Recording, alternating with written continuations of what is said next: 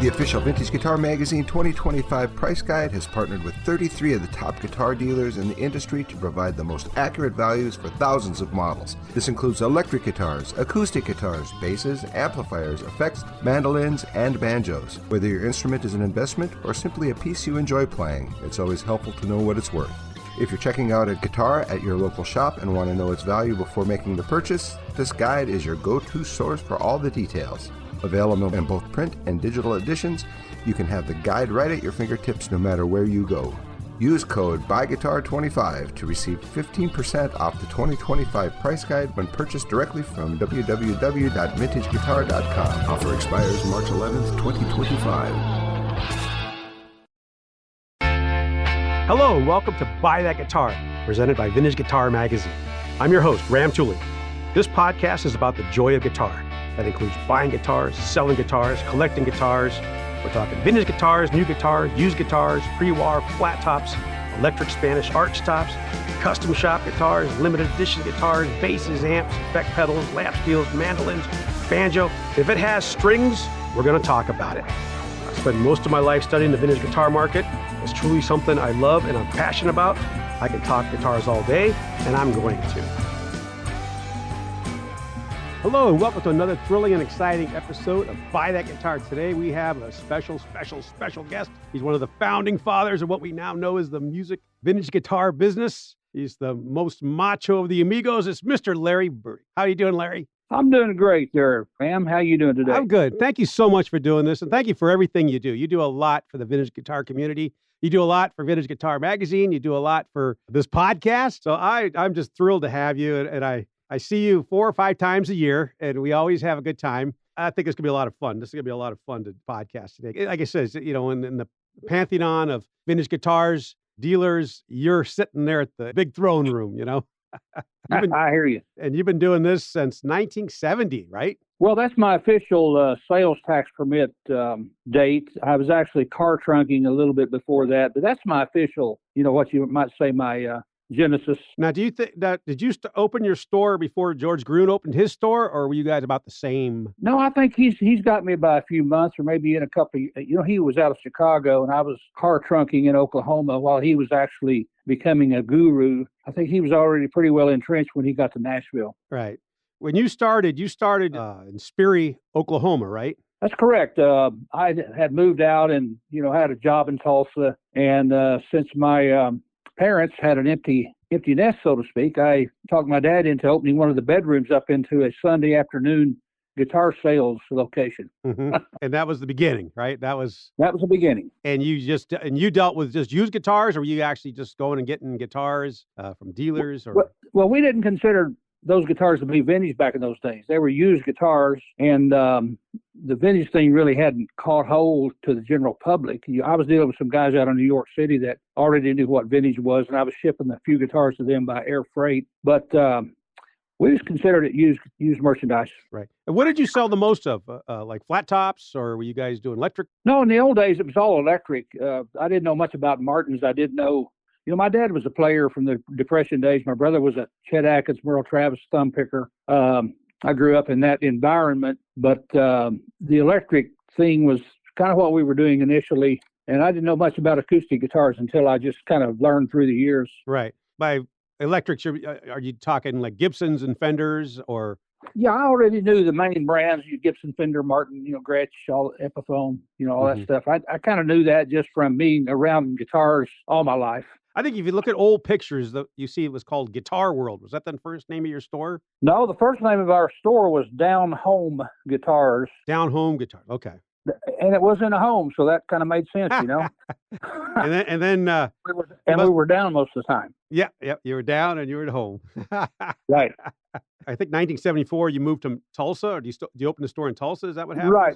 My dad traveled with the Corps of Engineers laying out dam axes and access roads, and his travels took him around. But when he would come home on the weekends, he would run the store. My mother would kind of take care of it during the week. And of course, I was working in Tulsa in a white-collar job for Standard Oil. But in 74, I got a chance to buy into an existing music store that had mostly Japanese off-brand stuff, and moved all my vintage inventory there and started trading all my new inventory out, for vintage guitars, and kind of turned it into a vintage guitar mecca mixed in with some off-brand stuff, that was already inventoried in the store. Right. You guys must have been the only ones selling vintage guitars east of the or west of the Mississippi. I don't know of anything in California. Well, you had Guitar yet. Resurrection out of Berkeley. You had John Lundberg out there. You had Wooden Music in Chicago. A few guys, the pioneer type guys were already on the scene. I was kind of a newbie, actually. There's 2 or 3 guys preceded me, actually, in any kind of national notoriety. Mm-hmm. And this store was called Guitar World? Actually, when I bought the store, it was called Music Mart, and it belonged to a famous Fender Ampeg repairman named Russ Bryan, whose name was on all the inventory. I mean, all the hang tags on all the new amps. It listed him as a repair location. So they shipped amps into Russ from, we were in Tulsa, they shipped them in from Joplin, Oklahoma City, and West Texas, for your repair. So when I bought the store, I changed the name to Guitar World, and Russ hung around as a repairman. He worked out of the back, and he would give me 20% of every ticket that he fixed. So that way I was able to pay my rent. It didn't cost anything for rent. So I changed the name to Guitar World and started trying to build kind of hack the business as a go-to place. Right. And it grows. I mean, you guys grow by maybe 10 years from there. And all of a sudden we get into the guitar shows, right? Yeah. I attended the startup shows in Dallas in 1978, 9, right through there. John Brinkman, my partner, was involved down there. They had a little bit of a controversy among the partners in that show, and so he kind of pulled out. And a couple of years laying off the shows, John had come to Tulsa to buy some violins from me, and I took him to a restaurant. I said, hey, we need to fire these guitar shows back up. You're wasting all your talents. Mm-hmm. So he said, well, I'd be interested in that, but I'd like to call my friend in Neosho, Missouri, Dave Crocker, and see if he'd like to join us. So that's how I and John hooked up and started what we called All-American Guitar and String Expo in Tulsa, 1984. 84. And that was the cellar of a hotel, right? No, this actually was in the Tulsa Convention Center. Oh, so this was actually, you moved out of the cellar. Now you're in a convention center. That was kind of the go-to place in Tulsa at the time. It was a big convention center, and we occupied the biggest room there. Mm-hmm. And, of course, in 1985, we moved it to Oklahoma City to the Myriad Convention Center. And in 86, we moved it to Arlington Convention Center, where it was for the remaining years. That became Guitarlington. Yeah, so one of our customers actually came up with that term, and he kept calling it that. And so different dealers started to say, hey, are you going to Guitarlington next week? Stuff like that. So we kind of adopted that as a slogan or a play on words. And we, this year we moved to Mesquite, and this was this our 40? Was this your 40th anniversary last year? I believe, yeah, in terms of years. Because I think we had a big celebration. It was big. Everybody was there. Some of the originals were there, and everybody was talking about yeah. Yeah, it was I believe it was a 40th. It was a success. First time that location was down a little bit on public attendance, but because of the nature of getting all the advertising out to the right locations and things. But we're fired up, ready to go. Right. So when was it officially known as the Amigos? I'm not sure. I'm trying to remember how that term ever come about. We had a fourth partner, Eugene, back in the old days, and he was busy with pawn shops and whatever, so he took off a different direction. But it was the 4 Amigos, and then it got trimmed down to 3 Amigos, and I really can't remember how that term took hold. But it's been used for quite a while now, right? Oh, yeah. Back probably going back to the early 2000s. Okay. So there's a lot involved in a guitar show. And you know this because you guys have now done about, 250 of them? Yeah, 22, 42, 50. I don't know the exact number. Yeah, I think I remember looking somewhere. We're at 5 a year right now, so They add up pretty quick. And these 5, there's 2 in Orange County. Oh, no, sorry. There's 2 a year in Orange County. Correct. 1 in Marin County, Correct. California. There's 1 in Nashville now. Correct. And then we got the Mesquite. Yeah, that's the 5. I used to have 2 Bay Area shows, but my venue is not available on the date I really needed in the summertime, so I haven't had that show for 6 or 8 years in the Bay Area, summertime Bay Area show. What do you consider your most successful one? The ones in Texas, the ones in Arlington, and then Mesquite? Well, of course, the Arlington has been the kind of the mother lode flagship show for many years. Nashville has quickly taken hold and may surpass the Texas show because of Music City, USA, and all the East Coast, Southeast, Northeast dealers. Right. That's the word. I've heard that from a lot of people saying that the Nashville shows now are very well attended, and they're very well attended by very famous people that people know. Well, you're right there in the heartland of all the the stars, the session guys, the professional musicians, all the backup troops from the Opry, and it's just the vibes in that show are just incredible. You never know who's going to walk in. It kind of creates an air of excitement. Yeah, and a lot of times you don't know who everybody is. People are walking around. And nobody bothers anybody. There, a friend of mine named John Paul Daniel of Daniel Guitars, he knows everybody there because he just hangs out in Nashville and he's in and out of all the stores, knows all the stars. And so the first show we did there, I think, the first show we did in 2008, we had done a couple in the 90s, but 2008 we started our present string of shows, and he would sit in my booth and point out different people as I walked in the door. He said, "Oh, there's Reggie Young." And I said, "Who?" "Oh, Reggie Young." And then he began to explain who everybody was. And I had 80-some people on that first list that came in that I wouldn't have had a clue who they were. And they turned out to be really somebody. Yeah, a lot of times in the Orange County shows, I'll sit there and I'll see somebody come in. My wife will say, "Well, who's that?" And I'm like, Yeah, we had the show in Santa Monica for several years, and that was right there where the stars could come in very easily without traveling. And we got a huge amount of stars there. A little bit less in Orange County, but you never know who you're going to see there. Yeah, and you see people, and you know that they're somebody because they, people are walking around bothering them, and you're like, if you don't know it, they'll tell you about it. Yeah. And but I enjoy the Orange County. I go to every Orange County show now because I grew up in Garden Grove, California. So to me, this is an opportunity. About that, yeah. This is my opportunity to go home and visit everybody, and I love it. I love being in Orange County. I love the Orange County shows. We're recording this between the Marin County and the Orange County. It won't get out in time, but I'll see all you guys in a week next Saturday, and I always look forward. That's correct. I enjoy you always give me. You're the busiest guy I know. But you always give him,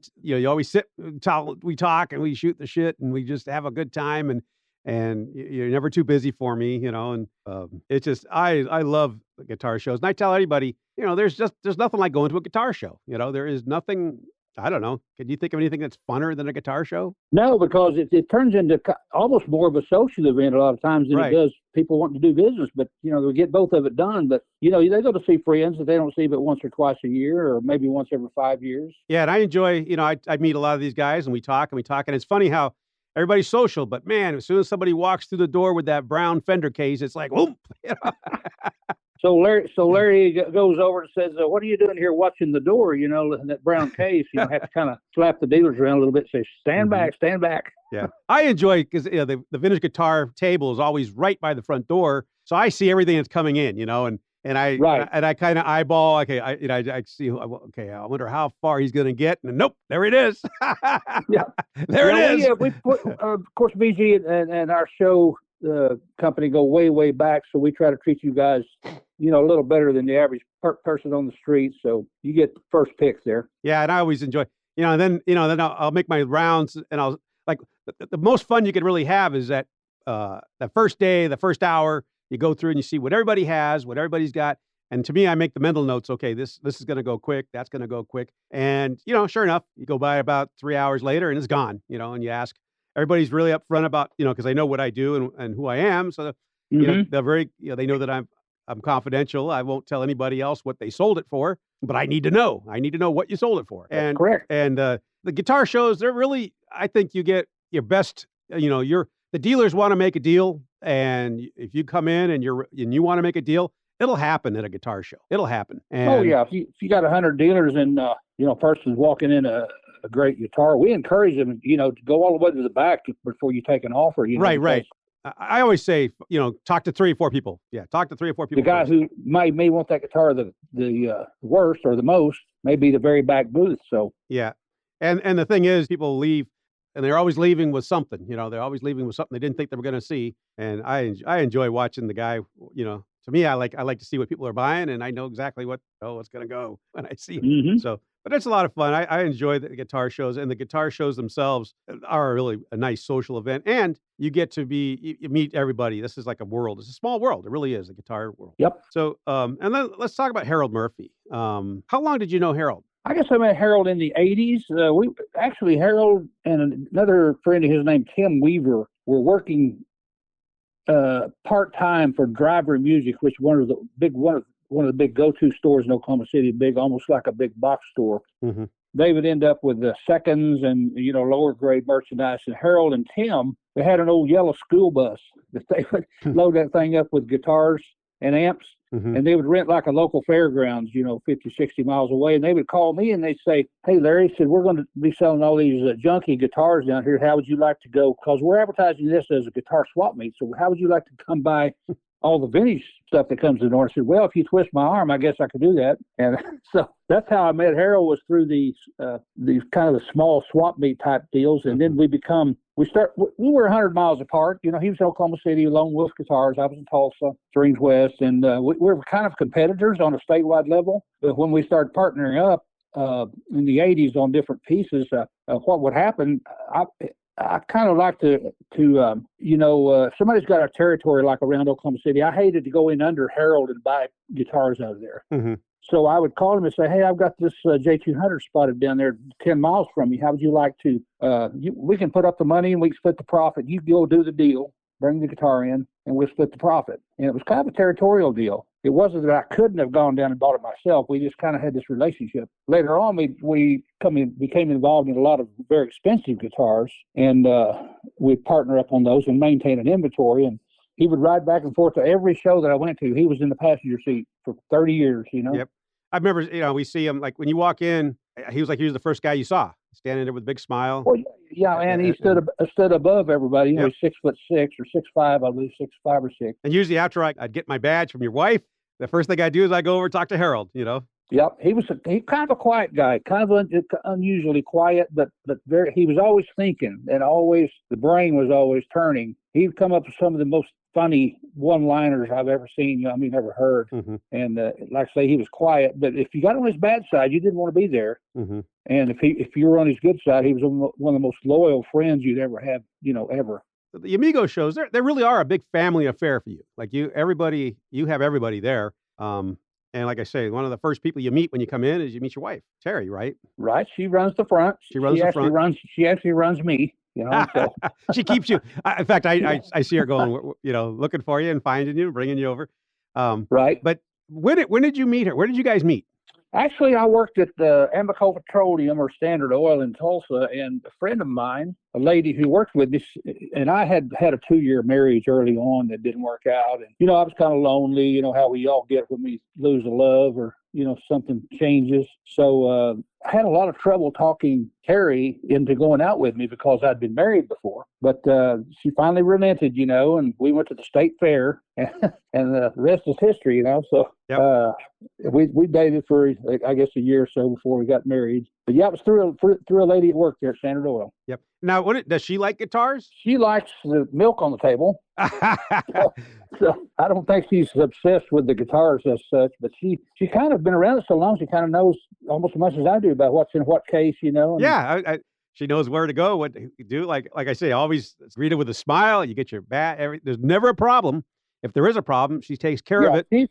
She's very, very friendly and very, she likes to, mesh with all the guests coming through the door and have something in common. She's always got a greeting for everybody. And most people know her from previous shows. So it works out really good. And another Mr. John Brinkman, his wife, Ruth, is still part of these Amigo shows. I see. Yeah. Ruth is up in her Miss Ruth all the time, mid to late 80s by now. She lost John back in 2013. John was the partner. Ruth was always doing a lot of the behind the scenes work, even when John was the partner. And when he passed, and then they lost their son, John Jr., from cancer, and it was really shook them up for many years. And then so Ruth became the full-fledged partner, and her daughter Jackie helps us. I see them at the shows, and Ruth's always kind and helpful, always, But don't get on her bad side either. I know. Everybody tells me that. If you take a black tablecloth from her, make sure you get it back to her. She'll point that index finger at you, and you better shape up. But she's always with nothing but, to the VG people, she just... Oh, yeah. She's got her favorites. Bends over back, and she's so kind to us. And I enjoy seeing her, and I've never had a problem. If there was an issue, it was taken care of immediately. Exactly. So you've seen this guitar world, this vintage guitar world from the very beginning. How do you compare it to how it was when it first started out? Is it still the same? Everybody wants Stratocasters, everybody wants Les Pauls, everybody wants Telecasters? It's the same old, the same old group of instruments: the Strat, the Tele, the jazz bass, the P bass, the Martin D28. Mm-hmm. You know, the some of the iconic Rickenbackers. I mean, it's just the same old deal. Even going way back, I remember when pre-CBS Strats were $250. Right. And a guy wanted to bring a Stratocaster back to me one time for some scratches on it or something, and he'd had it about 6 months. And I said, "Well, you gave $250 for that." I said, "I can't give you that kind of money back for it. You've already used it." And so he went to get a lawyer because and I think he's the one that put the scratches on there. But I'm saying that to say that those guitars really weren't honored that much back in the old days. They were just guitars. They really were workhorses. Everybody, you see everybody in the 70s playing maple neck Stratocasters, Right. That was the guitar. And you think about what a Stratocaster cost then and what it costs now. It's like, should have bought a lot of Stratocasters back then. Well, the Jaguar and the Jazz Master cost more than the Strat, which is very ironic. Right. Of course, they're coming into their own now as we speak. But in the old days, a lot of times we wouldn't even trade for a Jaguar, but we didn't know if we could sell it. Right.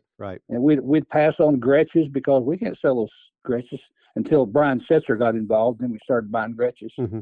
Right. In fact, speaking of Brian Setzer, I remember the Amigos had a show in Phoenix. Yeah. I'm trying to think of what year that was. And I brought I was living in Phoenix, of course. And, back in those days, you would read the newspaper. I don't read the newspaper anymore, but you'd read the newspaper on Saturday morning and to see what was going on that weekend, and you always said, okay, there's this. And I remember seeing this thing that said Guitar Show. And I was like, oh, and I took my oldest son and we went there. It was like I think that was the first Amigo show I ever went to, was in Phoenix. Yeah. Yeah. That was the Civic Plaza downtown. And Brian Setzer was there. Yep.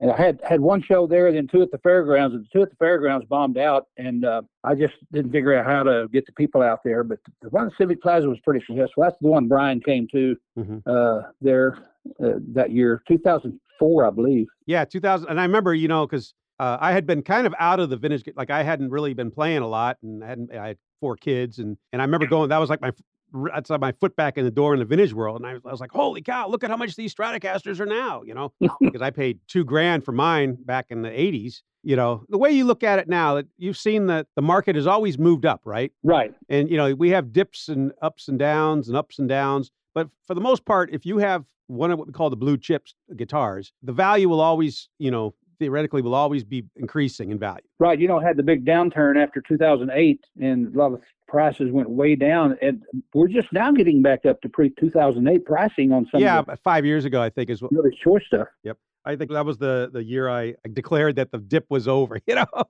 Yeah. But, and it's always going to be like that. Like right now, things are leveling off and coming down a little bit. And that's cyclical. We see that often. But as long as you know what you're getting and the value of certain things will always be at the highest, there's certain guitars that, as much as you like them, they're not going to be Stratocasters. They're not going to be Telecasters. They're not going to be Les Pauls, Exactly. You probably noticed that right now the Martin, especially Rosewood Martins in pre-war, are just going crazy. Right. Every time Harold and I would go to a show, we'd have to make sure we had our price tags up to date on the Martin stuff. Yeah. In fact, you didn't even want to price it until you looked around. Like, okay, what? You sat there, you can make $5,000 just sitting there filling out a price tag.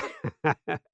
Yeah, this was a year, I put it in the last book, that the flat tops had finally, the Martin and the old Gibson flat tops started coming up again. And I don't know how. Yes. A lot of that has to do with the Nashville show, too. You probably saw more flat tops sold that show than probably anywhere. Yeah, we get this covey of guys that I'm just now learning who they are out of North and South Carolina, Georgia, that are huge Martin and Gibson flat top collectors. So they've added a lot to our shows just by the proximity over there to the Nashville show. In 1988, you wrote a book called Guitars, Guitars, Guitars. And that was that the first time that somebody sat down and actually compiled serial numbers? Right. Well, there was a guy named James Werner who was featured in our book. At that time, I'd been in business 18 years and had passed dozens, even hundreds of fenders through my shop. And I recorded every neck date and every serial number on every fender that I got in. So with James Werner's list and my list merged, and then we had other dealers, we'd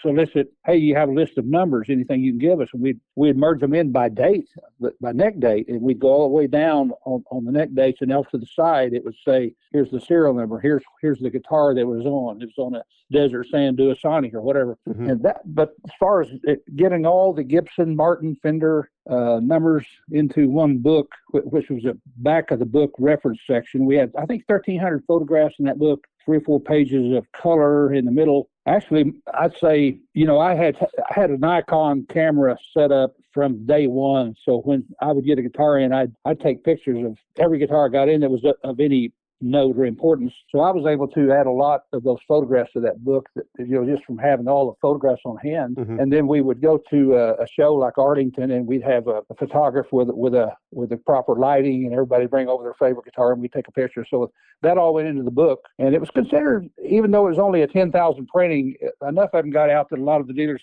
consider that kind of their Bible for a while. I remember A.R. Duchessois also compiled serial numbers. Yes, sir. But I don't know if he did that afterwards, right? I didn't get his books until after that sometime, but they may have been available. Yeah. George Gruen, he always had all that stuff at his disposal from all his research, but I don't think he'd put it out. Right. At the time we wrote our book, he came out and, of course, far surpassed us in content. And in his future books, he far surpassed our guitars content. So that helped a lot. People have 2 or 3 different references to take to shows or to sit on their desk at the shop. Yeah, and I should point out that it's easy to get serial numbers for Gibsons because Gibson kept ledgers that are available, and you can get the serial numbers, what guitar that was. Ironically, you can't get 1959.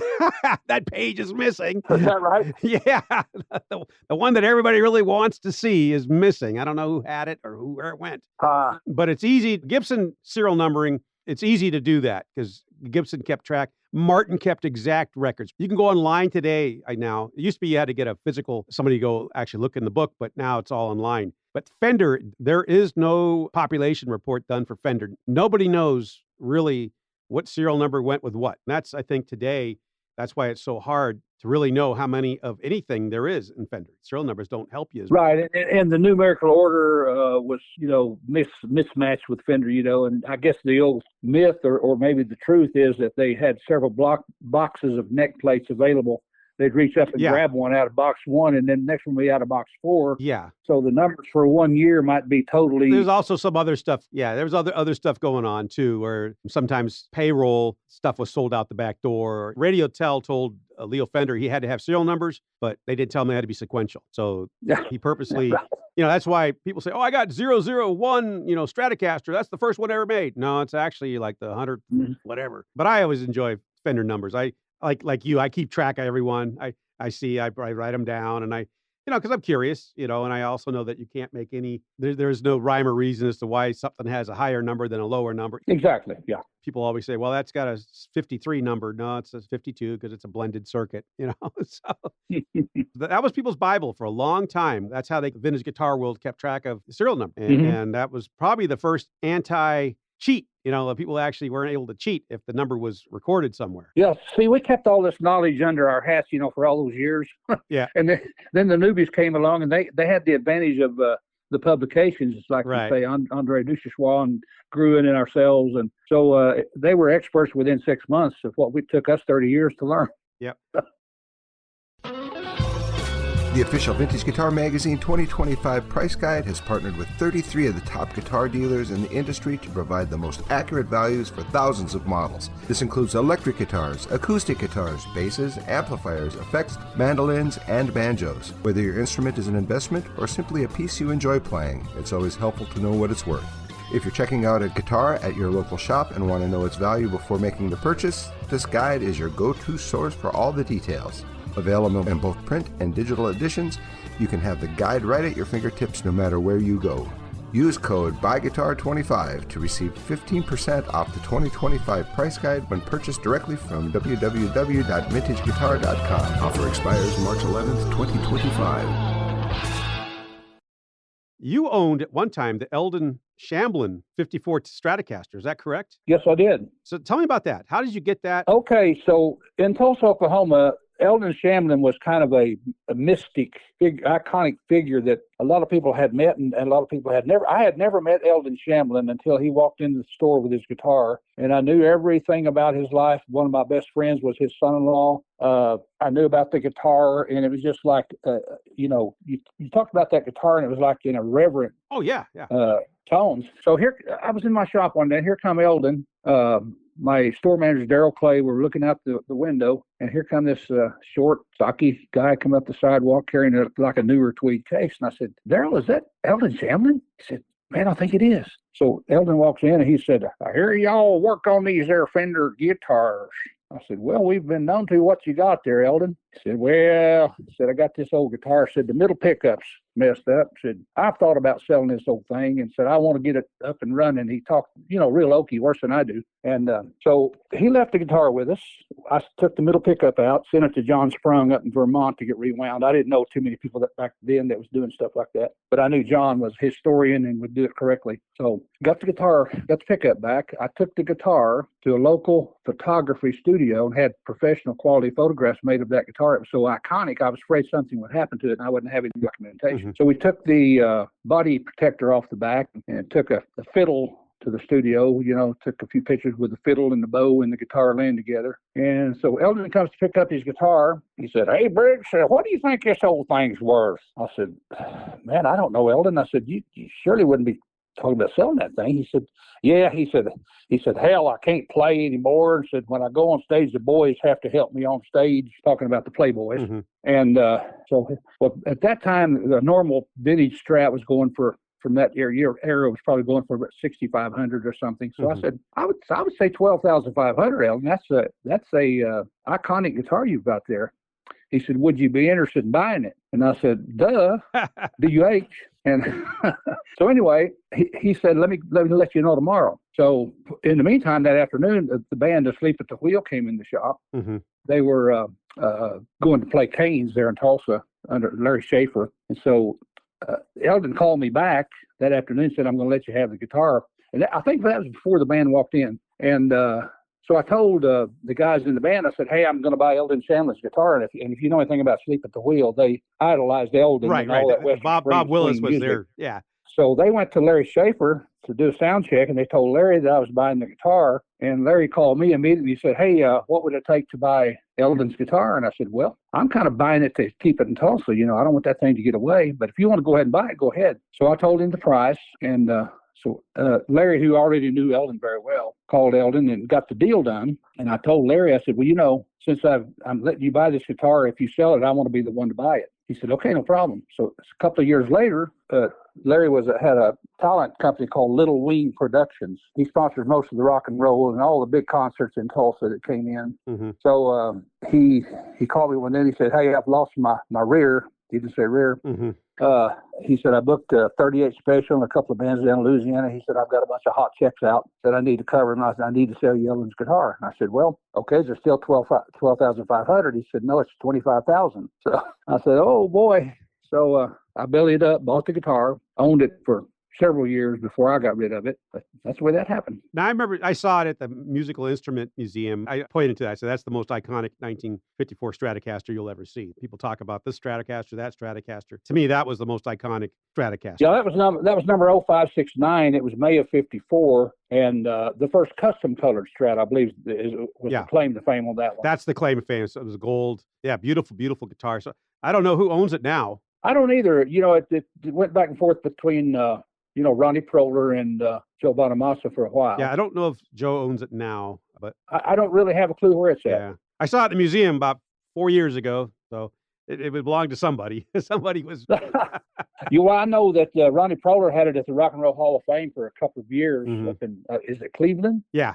And they offered him a huge tax write-off to leave it with him, and he turned them down because he had, plenty of money he didn't really need. Now, you played that guitar. Did it have something magic about it when you played it? Had big old strings on it. And he had Autry Rutledge, a good friend of mine, who was a repairman and a steel guitar player who worked at Guitar House, not the Guitar House that Drew owns, but the original Guitar House over on Admiral Place in Tulsa.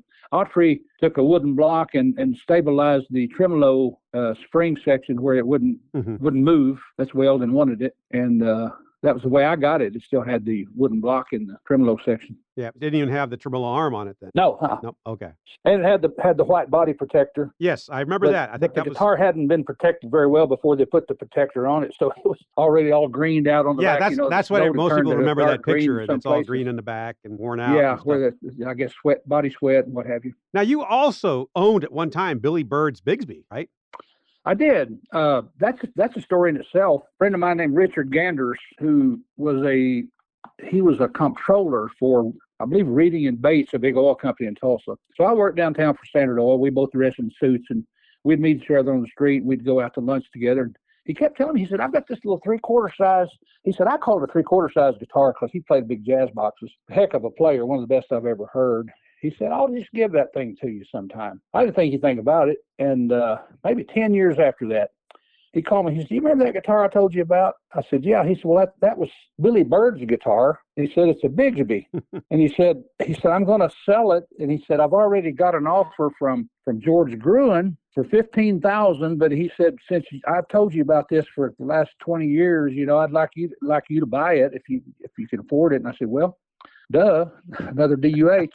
And so I bought the guitar and started doing the research. Well, the way he got it, he was 12 years old. His dad ran a service station in Tulsa, but they were big Opry fans. So they went to Nashville to a matinee afternoon performance. Billy Bird was on stage playing with Ernest. So Richard had been wanting to see how to buy a Bigsby guitar because back in those days, they were kind of, only the stars played a Bigsby, right. Just a few of them out there. So they approached Billy Bird after their matinee and they said, we want to figure out how to order a Bigsby guitar. And he said, well, why don't you just buy mine? So they went to his house, bought the Bigsby guitar. Like I say, Richard was 12 years old and brought it back to Tulsa, and he played it off and on. He had a lot of guitars, big Guild hollow bodies and things. But, in later years, I don't mean when he was 12. But so when that guitar was originally made for Jimmy Bryant. Right.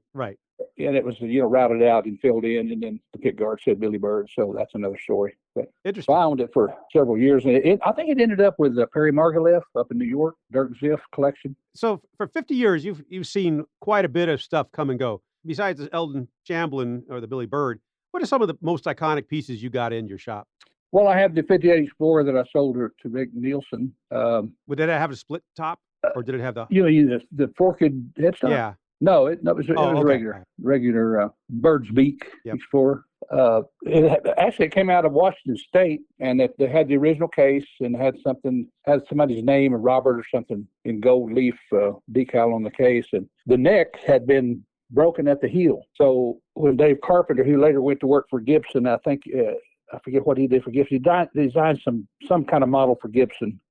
Dave Carpenter out of Washington. Anyway, he shipped me the guitar, and I took it to Don Teeter in Oklahoma City, kind of a famous repairman at that time, and he used Carina plugs to set the heel back and make the heel solid. Mm-hmm. It kind of made it invisible, and got the guitar back running. So I did a big trade with Rick Nielsen on some pre-CBS Strats. I think I valued the guitar at like $4,500 each time. Yeah. Did you ever believe that someday that'd be the first $1 million guitar?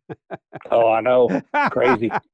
How did you know Rick? Did you do a lot of business with him then, or? No, well, they would come occasionally, twice a year or something, do a concert in Tulsa, and they'd always come to my shop. And I knew a friend of mine lived up near Rockford, and I knew about Rick from just that local scene up there. I'd never been to his home or anything, but just kind of knew a lot about him. And he and Robin Zander and Tom would come in my shop and several times, and he found out I had the Explorer and he had to have it. They're hard to find, that's for sure. You're so centrally located. You must have had just about everybody who's anybody come in. Well, I have to credit Larry Schaefer for that. He had an old Jeep that he ran Kane's Ballroom, but he booked people into the Mabee Center, big convention center there in Tulsa. Also the Tulsa Convention Center, and later on, of course, the Bank of Oklahoma BOK Center. But he would bring, like 3 o'clock in the afternoon, he'd bring a star over in his Jeep, the open door Jeep with no side curtains. They'd get out and they'd come in.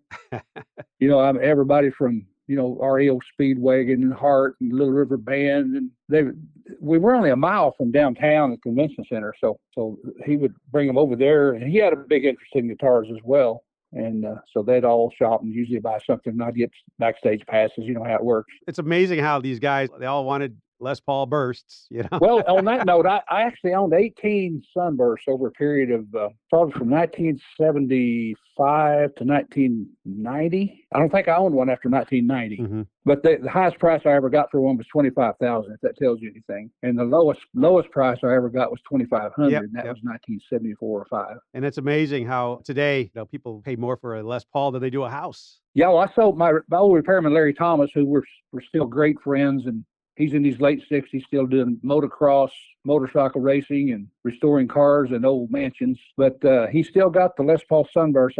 I got this Sunburst came in from a kid from Atlanta who had a Warner Brothers recording contract, but he quote came to Jesus. So he came to Tulsa to study at Oral Roberts University. He said, "Well, I've got to get rid of this guitar. All I need is an acoustic to play praise and worship." Mm-hmm. So he brought the guitar in. It was a Mint 60 with a mild flame in the top. So we traded and gave him quite a bit of money at that time for the guitar. And then Larry Thomas, my repairman, said, "Man, I wish I could have that," because he was a big Billy Gibbons clone. Mm-hmm. He could do all of Billy's licks and all that stuff. He was pretty. He's still a great guitar player. But I said, "Well, okay, $3,500, it's yours." So he was, I think, 18 at the time. So his parents had to get a loan at the credit union to get the guitar bought. And I got a call later that day from a guy in New York that I've been selling, Chris Hanley, who's kind of a household name up there. He said, "I give you $4,100 for that guitar." And I said, "Well, you know what? I'm an Okie and I'm a man of my word." So I got to let my repairman buy this guitar. Mm-hmm. So that happened, and Larry still got the guitar, and he brings it out once in a while and shows it to me. A lot of us, if we had time machines, you would go back and you'd buy Les Pauls.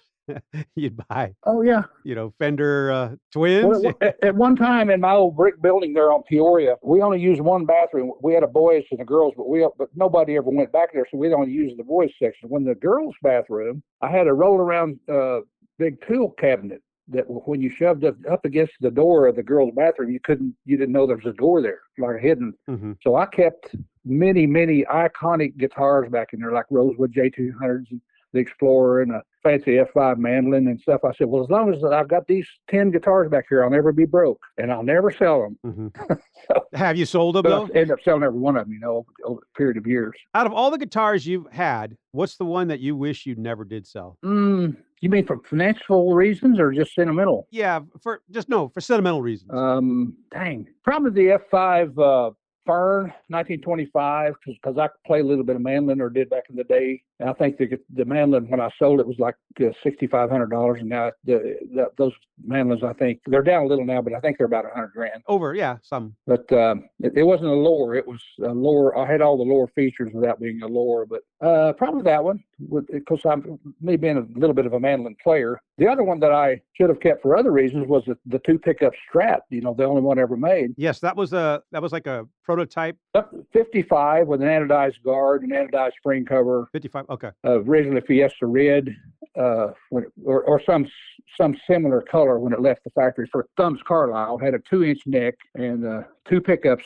John Sprung took that guitar apart and verified every little piece of it. He said you couldn't just lay a 3 pickup template on there and do the top and the back pickup, because it was a totally different spacing, and it had some weird wiring circuit involving the 2 pickups. But I had that, sold it away too cheap, and it's out there now, I think online somewhere for like $100,500. Yeah, that I haven't seen it. People always ask me, like, "Do you know where this is?" And I usually do know where the stuff. Well, it was on consignment someplace on I think maybe in England with some shop had it, maybe on Reverb. When you think back over 50 years now, buying and selling guitars, what do you think 100 years from now? What do you think we'll still be buying Stratocasters and Les Pauls? Well, every time I think the industry may be downturning because everybody's getting my age, gray-headed and don't walk very good, and I'm thinking that it's going to die. But then I see all these young guys coming up that know more than I do, that are investing every penny they've got in vintage guitars and become bona fide traders. Yeah.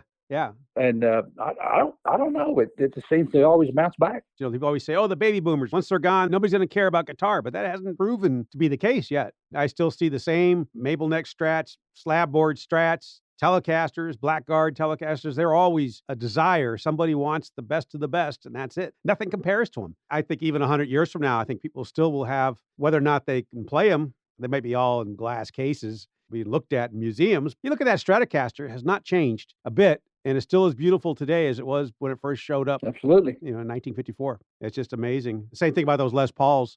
Everybody wants to make something that looks like it. Nothing compares to the originals. Yes, sir. What actually goes into staging for that? When you guys found out that they were going to tear down Arlington, or actually, what happened to Arlington? Why did we have to? After the Arlington Convention Center went through two major changes, the first we had two big rooms. I think one was 54,000 square feet, one was 40,000. They took the 40,000 away from us and put in an online big screen gaming competition. I mean, the people were on site competing on the big screen with gaming, and that took 40,000 square feet away. And then the last straw was when they turned the whole convention center into an art gallery. And don't ask me why. It sounds kind of goofy to me, but that's what they did. So we had to start scrambling. We found the Mesquite Hall over there. And to set it up and everything, you just physically, what's your main concern? Just the square footage at that point? Or are you actually looking for a nice hotel that's right there and all that? Because it always works. Well, it has to be a combination. The good thing about Mesquite is the hotel's right on the property, right down the hallway, from the show, and about the same square footage as we would have had in the bigger Guitarlington setup. So we think, after they got rid of the carpeted room on that first turnaround with Arlington Convention Center, of course, we lost the carpeted room, and we were, just had the concrete section. But it's the same way with Mesquite. We got one concrete section and one carpeted section. So. Did you get a lot of positive feedback? Yeah, well, we didn't get any negatives, and a lot of times guys don't talk about the positives, but we didn't get any negatives like, hey, I'm not coming back, anything like that. And I did hear the sales were good among the vendors. So I thought it was a very successful show. I saw plenty of people coming in and going out with stuff. I enjoyed it. My wife loves these. She basically is my sidekick at these things, and we always have fun. I think that one of the greatest things is just meeting all these guys that, we're all friends, and everybody's, this is twice a year, everybody gets together, and it's just a lot of fun, and, you always say, well, I'm not going to buy anything this time. Well, guess what? Every time you bring something home, then, of course, my wife's sitting there when she sees me walk back with the case, and she just kind of says, yep, okay. And then you go into the excuses. Honey, I told you, like, this is all I had left was this. I appreciate the time you took today. When's the Nashville show? Be the 22nd and 23rd of March in Franklin. Okay. So that's the next Amigos show then? Yes. And then after that? After that, it's the September show back in Orange County. Okay. Orange County. And then we go to Texas. Back to Mesquite. Same place. Same guitar time, same guitar. Exactly. Perfect. Oh, you know what I want to ask you? You're a historian. Like you love everything historical, right? And I know that you love old buildings and you restore buildings and you have a love for old buildings. That's one thing we share. I would love to have done something like what you've done, rebuild a downtown for some town, and you did that in Sperry, didn't you? Yeah, Sperry. I actually, of course, I was born and raised in Sperry, and then when I got up, went to college, went to the Army, got a regular job in Tulsa for like 8 years. I worked in the corporate world, but I still had my roots and my interest back in Sperry, and I grew up as a child, not in poverty, but certainly not with any money. And I'd walk around, 7 or 8 year old kid, and I'd look up to those old grocery stores and barber shops and stuff, and I just had vivid memories of that. So when I got, a little bit more successful and could afford it, I started buying those buildings up one at a time. And I ended up owning most of the downtown square, which you could sell them all, not buy one good house, But anyway, I restored the drugstore and a grocery store, a barber shop. The old iconic service station was later used in the Outsiders movie. Yes. It's kind of a tourist attraction right now as one of the filming locations for the Outsiders, as well as the drugstore. And, where I have what I call my museum. It started out to be the Oklahoma Guitar and Cowboy Museum, which is closed to the public. But it's still got a lot of stuff in there that's kind of neat. But that used to be a 24-hour oil-filled equipment repair shop. 24 hours burning the midnight oil over there. So I got a chance to buy that and turn that into my music store, so to speak. Is that where Strings West is now, or? Yeah. Okay. Well, I office in a little tiny office building across the street from the museum. I just got my computers over there, and I keep it nice and comfy over there, as far as climate control, and only go into my museum when I need to retrieve a few guitars, take to a show or whatever. So, how do you choose what you're going to bring to the guitar shows? Well, it's just count to 100. Just count to 100? And try to pick the expensive stuff first and then kind of work your way down. And of course, I've got a 20-foot trailer that I haul, that I pull everywhere I go. And of course, you have to take the stuff to run the show, all the tablecloths, all the signage, the all the office equipment it takes to run the show, plus the guitars, Right. plus carts, to push around. So it's a big laborious task getting ready for a show. Do you have like a thing where you try to bring back less guitars, or do you like to bring back more guitars? No, I try not to be a big buyer at our shows because I don't want to compete with our vendors. Matter of fact, I don't compete with our vendors. Even guitars I hear about on the road going to a show, they say I'm bringing an OM28 to the show. Now, I could snap that guitar off immediately. I could go to somebody's house and buy that guitar, but I don't. Because you want it to be at the show, and you want it to be. I want it to be at the show, and I want the vendors to have a chance at it, so they'll come back. So no, I don't try to bring back more guitars. I would if nobody else wanted. And we've bought some guitars. Harold and I and myself, we bought guitars because we were trying to get the more expensive items. And a lot of times at a show on a Sunday when most of the buyers are out of money, then Harold and I said, yeah, we'll take that. Yeah, you walk through, okay, what don't you want to bring back? Right. My job is, of course, to find out what the temperature is of guitars, what's hot, what's not. And I always enjoy it. And a lot of the vendors, they do everything they can. To them, it's mainly to get inventory. The guitar shows are their inventory. That's where they get good stuff, and they try to get stuff early. But you'll see Sunday afternoon, you'll see people scrambling around, and people are more willing to make that deal. And I know most people try to leave with as many as they brought. Yeah. A lot of the foreign buyers, their whole year, they'll go to our show or they'll go to Dallas or someplace, and that's the way they get their inventory to take back to Germany and England and Australia, wherever. Mm-hmm. It seemed like there was a time when overseas guys, they'd have a booth, and that booth would be filled up with stuff they were sending back to wherever they're. Mm-hmm. That reminds me, in the old days, a company called ESP. I know you've heard of them, yeah. Shibuya. They would come to a show. We'd open the doors at noon. They'd come through with 100 or 200 business cards. They wouldn't stop and ask you how much a guitar was. They'd stick a card. Let's say it's a black Gartelli. They'd stick a card on there. They'd go across and put a card on a 6120 or on a jazz bass. They'd walk all the way through the show. And in the meantime, you had all this time to make up prices. Mm-hmm. They never asked the price. They just want to make sure they were the buyers on that guitar. Yeah, so we would, we would probably, add a 10%, with some stateside person that, we knew that like the Japanese guys and some of back when the yen was strong, they were the good buyers. So we'd, make an extra 10% or something, off those guys. When we met Mesquite this year doing the 40-year anniversary, everybody was there talking about the old times, how the very first show, there were no guitar stands, right? No, that was the basement show, one of them that they're at. So everybody just had cases closed on the tables and floor. People walking by going, what's in there? I've got a photograph of my booth, and I've got two big yellow show cards tacked to the wall. It said 54 Strat, 57 Strat, 61 jazz bass, ask to see. And then here's all these square cases stacked up against the wall. And I think one picture shows my 58 Explorer laid out in a prominent place. But we didn't know what a guitar stand was. Heck, in my shop, I never had anything on stands. I had everything hanging. Right. My early shop. So we just filled the space, just overfilled our booth and had everything in cases. Yeah. Do you remember first show, did you get anything that show that you prized? No, I mostly went to sell. I mean, that time we didn't know anything about the public coming in to sell things and what have you like that. It was mostly a vendor show. So just other vendors trading and... Yeah, I remember at that show, there's one picture of, I believe, a Flying V and two Explorers in one photograph at that show. Ed Mosley from Alabama, I believe, had a Flying V, and I had my Explorer, and there was another Explorer there, I believe. How much fun. And then sometimes those old shows, you'll see like the surf green Stratocaster, and then there's the shell pink Stratocaster, these iconic Stratocasters just sitting there on tables and people walking by them, and gold hardware and all that. It was just amazing. Oh, you asked about iconic guitars. That kind of strikes a memory chord there. Flea ended up with a shell pink jazz bass, and Fender reproduced it. Well, that guitar came from me. I was in a little town called Blackwell, Oklahoma, and I went up. I had a little Mercedes sedan. I drove up there. I remember the trip very well. Bought a red Mustang from a guy. And as I was pulling out of the driveway, he said, "Hey, wait a minute. My friend left a guitar for you to look at. I almost forgot." So we opened the garage door, just laid on a trash can, a brown jazz bass case, opened it up, and it had this weird tint of color. And I said, "Fred, what happened to this thing? Looks like it's bricked out something from the case lining or something. It's a weird color. It's almost like it's absorbed into the finish." Well, it turned out to be a shell pink. Wow. And I took it to a show at the Cow Palace that I put on, and Jay Rosen saw it, and he said, "Where'd you get the shell pink jazz bass?" I said, Oklahoma. I act like I already knew what it was.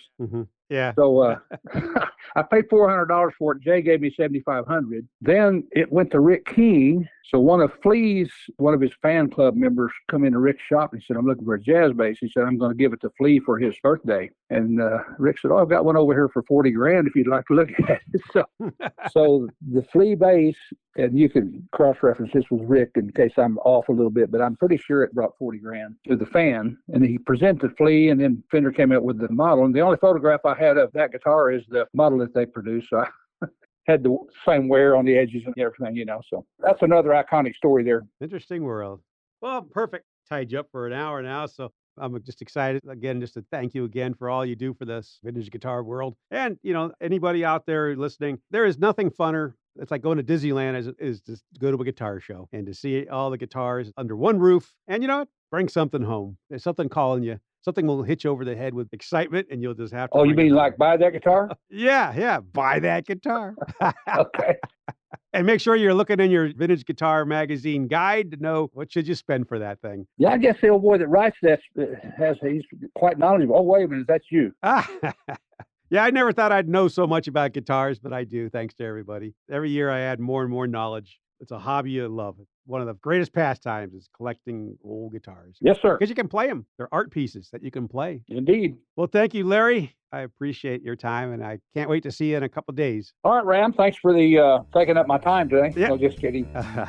All righty. Okay. We'll see you soon. Bye-bye. Bye-bye. Thank you for listening to Buy That Guitar, presented by Vintage Guitar Magazine. Please support VG and all they do for guitar players like us. Please subscribe, like, share, and comment on this podcast. I'd love to hear from you at ram@vintageguitar.com. See you again next week. Bye-bye.